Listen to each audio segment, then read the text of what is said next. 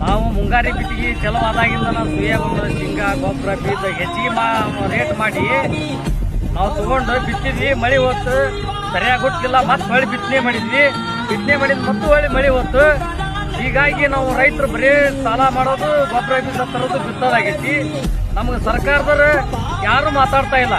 ಯಾಕೆ ರೈತರ ಇವರು ವೋಟ್ ಹಾಕ್ಯಾರ ಇವ್ರು ಲಾಸ್ಟ್ ಅಂದ್ರನಿಲ್ಲ. ರೈತರಿಗೆ ನ್ಯಾಯ ಸಿಗ್ಬೇಕಂತಂದ್ರೆ ಎಲ್ಲ ಸಮೂಹ ತಾಲೂಕಿನ 21ನೇ ತಾರೀಕಿಗೆ ನಾವು ಅಲ್ಲಿ ಪ್ರತಿಭಟನೆ ಇಟ್ಕೊಂಡೀವಿ. ಇದೊಂದು ತಿಂಗಳ ಸಾಲ ಮನ್ನಾ ಹಾಗೂ ಬರಗಾಲ ಘೋಷಣೆ, ಆಮೇಲೆ ಬೆಳೆ ಮತ್ತು ಆಹಾರ ತಿಗಡಿ ಮಾಡ್ತಕ್ಕಂಥ ಸರ್ಕಾರಕ್ಕೆ ಎಚ್ಚರಿಕೆ ಕೊಡೋಣ. ನಾವು ಹೋರಾಟ ಮಾಡಿದಾಗ ಮಾತ್ರ ಬರ್ತೈತಿ. ಇಲ್ಲಾಂದ್ರೆ ನೀವು ಮನ್ಯಾಗ ಕೂತ್ಕೊಂಡು ಆಕೈತಿ ಅಂದ್ರೆ ಯಾವ ಕಾಲಕ್ಕೂ ನೀವು ಅಧಿಕಾರಿಗಳು ನಮ್ಮನ್ನ ಸರ್ಕಾರದವ್ರು ನಮ್ಮ ಕಣ್ ತೆಗಿಯಂಗಿಲ್ಲ. ಅದಕ್ಕೆ ಪ್ರತಿಯೊಬ್ಬನೂ ರೈತ ಸವಣೂರು ತಾಲೂಕಿನಿಂದ ಮನೆಗೆ ಒಬ್ಬ ರೈತ ಸವಣೂರು ತಾಲೂಕಿನ ಎಲ್ಲ ಹಳ್ಳಿಯಿಂದ ಎಲ್ಲರೂ ಬಂದ್ರೆ ಏನಾದರೂ ಮಾಡ್ಬೋದು. ಆದರೆ ನೀವು ಮನ್ಯಾಗ ಕೂತ್ಕೊಂಡ್ರೆ ನಿಮ್ಗೆ ಯಾವ ಕಾಲಕ್ಕೂ ಸಿಗಂಗಿಲ್ಲ.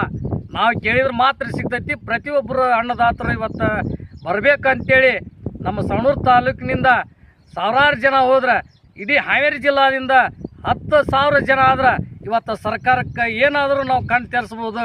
ಅದಕ್ಕೆ ಎಲ್ಲರಿಗೆ ಹೇಳ್ತಾನೆ 21ನೇ ತಾರೀಕಿಗೆ ಇನ್ನೊಮ್ಮೆ ಕೇಳ್ಕೊಂತಾನೆ, ಪ್ರತಿಯೊಬ್ಬರು ರೈತರು ಬರ್ರಿ ಅಂತೇಳಿ ನಿಮಗೆ ಕೈ ಮುಗಿದು ಕೇಳ್ತಾ ಇದ್ದಾನೆ.